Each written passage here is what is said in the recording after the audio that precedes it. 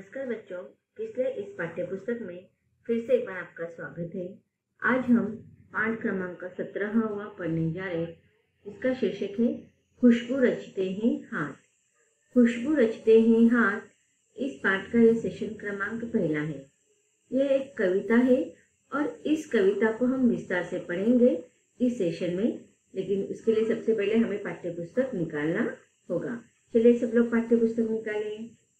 खुशबू रचते हैं हाथ। यह कविता वंचित लोगों के समृद्ध अवदान की संवेदनशीलताओं को रेखांकित करती है। वंचित लोगों के समृद्ध अवदान का अर्थ हमें यहाँ पर कविता के माध्यम से ऐसे श्रमिक वर्ग जो 2 वक्त का खाना खाने के लिए उन्हें बहुत से कष्ट लेना पड़ता है। तो ऐसे कौन लोग होंगे जो लघु उद्योग करते हैं? लघु उद्योग करने वाले कौन कौन से लोग होते हैं? माचिस बनाना, मोमबत्ती बनाना, पापड़ बनाना, मसाले की निर्मित करना तथा अगरबत्ती बनाना, या फिर कचरा साफ करना, रास्ते की साफ सफाई करना, गटर साफ करना। इस प्रकार के बहुत सारे ऐसे समृद्ध सेवाओं से, जीवन से वंचित लोग होते हैं जो अपने जीवन की छोटी छोटी बातों को महसूस करने के लिए, आनंद लेने के लिए तरसते रहते हैं। महज समृद्धि के सौंदर्य की अभ्यस्त दृष्टि से अलग यह कविता उसके पीछे सक्रिय श्रम की गरिमा का उद्घाटन करती है। तो बच्चों, सबसे पहले हम इस कविता का वाचन करेंगे, उसके बाद हम कविता को समझेंगे। कई गलियों के बीच, कई नालों के पार, कूड़े करकट के ढेरों के बाद, बदबू से फटते जाते इस टोले के अंदर, खुशबू रचते हैं हाथ, खुशबू रचते हैं हाथ। उभरी नसों वाले हाथ, घिसे नाखूनों वाले हाथ, पीपल के पत्ते से नए नए हाथ, जूही की डाल से खुशबूदार हाथ, गंदे कटे पीटे हाथ, जख्म से फटे हुए हाथ। खुशबू रचते हैं हाथ, खुशबू रचते हैं हाथ। यही इस गली में बनती है मुल्क की मशहूर अगरबत्तियाँ। इन्हीं गंदे मोहल्लों के गंदे लोग बनाते हैं केवड़ा, गुलाब, खस और रात रानी की अगरबत्तियाँ। दुनिया की सारी गंदगी के बीच दुनिया की सारी खुशबू रचते हैं हाथ, खुशबू रचते हैं हाथ, खुशबू रचते हैं हाथ। इस कविता के कवि हैं अरुण कमल। तो बच्चों, इस कविता का सस्वर वाचन हमने कर लिया है। अब इस कविता के द्वारा हमें कवि क्या कहना चाहते हैं? इस कविता में, या कविता का जो शीर्षक है वह है खुशबू रचते हैं हाथ। और कविता में भी देखो, एक एक काव्यांश के बाद खुशबू रचते हैं हाथ, खुशबू रचते हैं हाथ, इस प्रकार का वर्णन आया है, इस प्रकार की कविता की पंक्तियां आई है। तो इसका अर्थ क्या होता है? खुशबू रचते हैं हाथ, इस पंक्ति का अर्थ है कि खुशबूदार विविध प्रकार के अगरबत्ती बनाने वाले हाथ।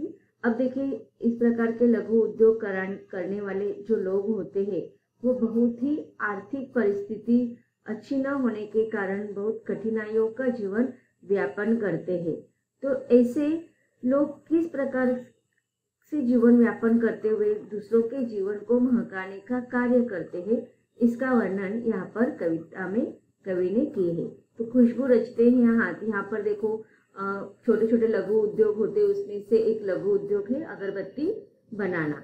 तो ये जो लोग होते हैं ना, रहते हैं कहाँ पर? तो वो जिस स्थान पर रहते हैं, उनके मकान जिस स्थान पर होते हैं, वह जो मोहल्ला होता है, वो जो गली होती है, उसका वर्णन यहाँ पर किया है। कवि कहते हैं कि कई गलियों के बीच, कई नालों के पार, कूड़े करकटे के ढेरों के बाद, बदबू से फटते जाते इस टोले के अंदर। अब देखिए, वो कौन कहाँ पर रह रहे? तो वो जिस गलियों में रह रहे, वो नालों के ऊपर उनका घर होता है, कूड़े करकट के इर्द गिर्द उनका घर होता है, और कूड़े करकट के ढेरों की बदबू को सहते हैं, और उस बदबू से भी फटते हुए इन टोलों के बीच में वो रहते हैं, और इस बीच में वो अगरबत्तियां बनाने वाले लघु उद्योग का कार्य करते हैं। तो रहते हैं खुद दुर्गंध युक्त जीवन व्यतीत करते हैं, लेकिन दूसरों के जीवन को क्या करते हैं, खुशबूदार बनाते हैं। अब हम देखते हैं कि अगरबत्तियों के अलग अलग सुगंध वाले अगरबत्तियां होती हैं, तो इसका ही वर्णन किया है। अब ये खुशबू रचने वाले जो हाथ होते हैं वो कैसी परिस्थितियों में रह रहे हैं, अर्थात ये लोग कौन सी परिस्थितियों में जीवन यापन कर रहे हैं, तो इसका वर्णन करते हुए कवि बोलते हैं कि खुशबू रचने वाले हाथ अर्थात जो लोग अगरबत्तियां बनाकर संसार को खुशबू प्रदान कराते हैं, वे लोग विषम परिस्थितियों में अपना जीवन व्यापन कर रहे हैं।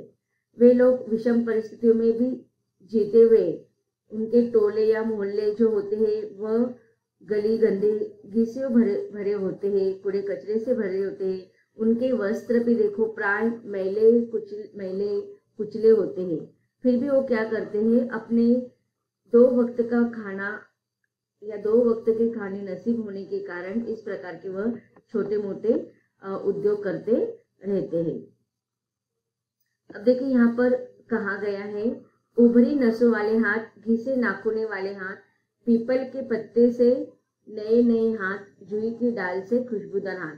अब देखिए यहाँ पर उभरी नसों वाले हाथ और पीपल के पत्ते के नए नए हाथ, ये किसके लिए कहा गया है, तो उभरी नसों वाले जो हाथ है वह किसके लिए कहे गए, जो लोग बहुत अधिक बूढ़े होते हैं। अब देखिए घर में जितने भी सदस्य होते हैं वो लोग इस प्रकार के गृह उद्योग में या लघु उद्योग में अपने आर्थिक परिस्थितियों को दूर करने के लिए, विषम परिस्थितियों को दूर करने के लिए, चाहे वो बच्चे हो, चाहे घर के बड़े बुजुर्ग हो, घर के बूढ़े लोग भी इस प्रकार का कार्य में योगदान देते हैं। तो इसीलिए यहाँ पर उभरी नसें वाले हाथ किसके होंगे, तो उसका अर्थ क्या होगा, बूढ़े लोगों के हाथ।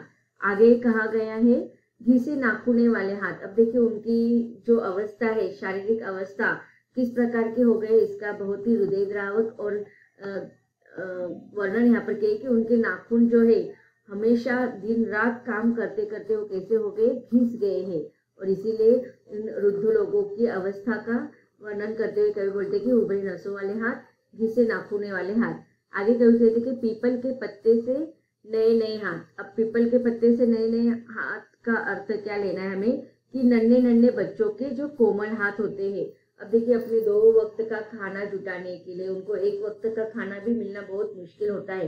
वो दिन भर काम करेंगे, तो वो काम करने के बाद जो उनका मालिक होगा जिससे वो माल मंगवाते हैं, उन माल मंगवाने वालों को जब वो माल बना कर देते हैं तब उसके बदले में पैसा मिलता है, और जब पैसा मिलेगा तो खाने का 2 वक्त का सामान, पता नहीं 2 वक्त का भी आ पाता है या नहीं, 1 वक्त का और ज्यादा से ज्यादा 2 वक्त का खाना वो जुटा पाते हैं। तो इस कार्य में घर के सारे लोग, चाहे वो नन्हे बच्चे हो, बूढ़े बुजुर्ग हो, सारे लोग इस कार्य में मदद करते हैं। इसीलिए कवि ने यहाँ पर उभरे नसों वाले हाथ और पीपल के पत्ते से नए नए हाथ, अर्थात नए नए हाथ का अर्थ क्या लेना है हमें, छोटे बच्चों का हाथ। अब अगली पंक्तियां है, जूही की डाल से खुशबूदार हाथ, गंदे कटे पीटे हाथ, जख्म से फटे हुए हाथ, खुशबू रचते हुए हाथ। तो इस प्रकार से देखो वह जो काम करते हैं वो, अब देखिए अगरबत्ती बनाना या कोई भी बहुत ऐसे गृह उद्योग होते हैं, लघु उद्योग होते हैं, जिनमें जो लोग होते हैं वो ऐसे जो माल होता है वो बहुत ही उसको मेहनत करना पड़ता है। अब देखिए वो जो रॉ मटेरियल लाते हैं, कच्चा माल लाते हैं, तो उससे क्या हो जाता है, उस गंदे पीटे हाथों, मतलब उनके हाथों में वो गंदगी लग जाती है, उससे उनके जख्म भी होते हैं, हाथ भी फट जाते हैं, फिर भी वो क्या करते हैं, खुशबूदार सुंदर सुंदर महक वाली अगरबत्तियां बनाते हैं। अगले कविता की पंक्ति में कवि कहते हैं कि यही इस गली में बनती है मुल्क की मशहूर अगरबत्तियां, इन्हीं गंदे मोहल्लों के गंदे लोग बनाते हैं केवड़ा, गुलाब, खस और रात रानी अगरबत्तियां। दुनिया की सारी गंदगी के बीच दुनिया की सारी खुशबू रचते हैं ये हाथ। अब देखिए यहाँ पर कहने का तात्पर्य यह है कि अगर आपको देखो इस प्रकार की कविता की कोई भी पंक्ति पूछी जाती है और उसका संदर्भ लिखने के लिए कहा जाता है, तो आप सबसे पहले लिखेंगे प्रस्तुत पंक्तियां अरुण कमल इस कवि के द्वारा लिखी हुई खुशबू रचते हाथ इस कविता से ली गई है, जिसमें लघु उद्योग वाले मोहल्ले, गलियों या टोले की परिस्थिति को दर्शाया गया है। अब इस कविता का भाव आप लिखेंगे, पंक्तियों का भाव लिखेंगे कि यह उद्योग जिस गली में होते हैं वह स्थान अत्यंत गंदगी से भरा होता है। दुर्गंधों से भरे इस स्थान पर रहकर लोग अपने हाथों से केवड़ा, गुलाब और खस, रातरानी इत्यादि सुगंध युक्त अगरबत्तियों का निर्माण करते हैं। तो यहाँ पर देखो इस कविता में समाज की विषमताओं का कवि ने वर्णन किया है। तो यहाँ पर देखिए इस कविता में अधिकतर दो हम अगर सोचते हैं, कवि हमें विवश कर देते हैं ऐसी बातें पर विचार करने के लिए। इसमें एक गरीबी की खाई का वर्णन किया गया है। तो समाज के दो वर्ग होते हैं, एक तो होता है अमीर और वर्ग और एक होता है गरीब वर्ग।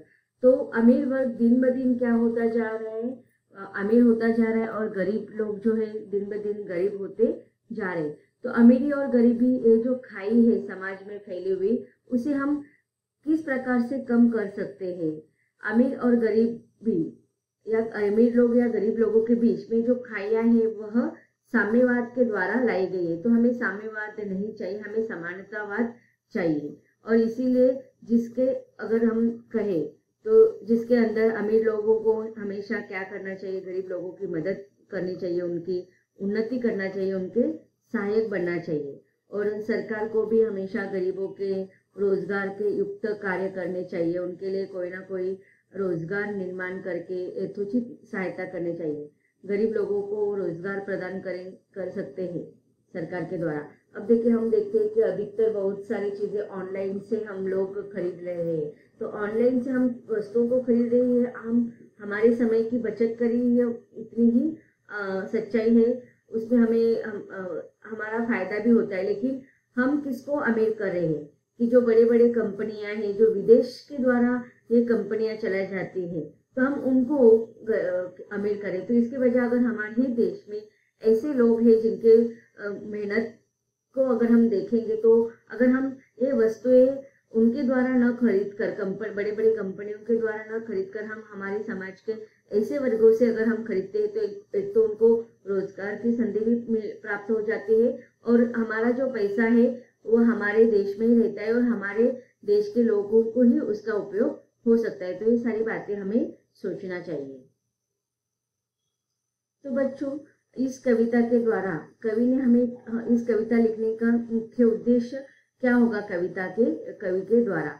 तो अगर हम विचार करते हैं तो इस कविता का मुख्य उद्देश्य उद्योग में जुड़े लोगों की परिस्थितियों की जानकारी देना। तो बच्चों, इस कविता का सारांश या भावार्थ आप क्या लिखेंगे? इसमें आप लिख सकते हैं कि जहां हाथ से रच रच कर खुशबूदार अगरबत्तियां बनाई जाती है, उस लघु उद्योग वाले स्थान प्राय गंदे होते हैं। यह उद्योग प्राय गली नालों के किनारे कूड़े के ढेरों के बगल में ही होते हैं। इस उद्योग में काम करने के लिए या काम करने वाले बूढ़े, जवान, बच्चे एवं नवयुवतियां भी होती है। इस उद्योग में जुड़े हुए जो लोग होते हैं वह प्राय गंदे दिखते हैं, उनका पहनने के कपड़े भी गंदे होते हैं, तो उनके खाने के पदार्थ भी कैसे हो सकते हैं इसकी हम कल्पना कर सकते हैं। लेकिन वे अपने गंदगी में रहकर भी वह क्या करते हैं, अपने हाथों से खुशबूदार विविध प्रकार की अगरबत्तियों का निर्माण करते हैं। बच्चों, यह कविता यहीं पर समाप्त होती है। धन्यवाद।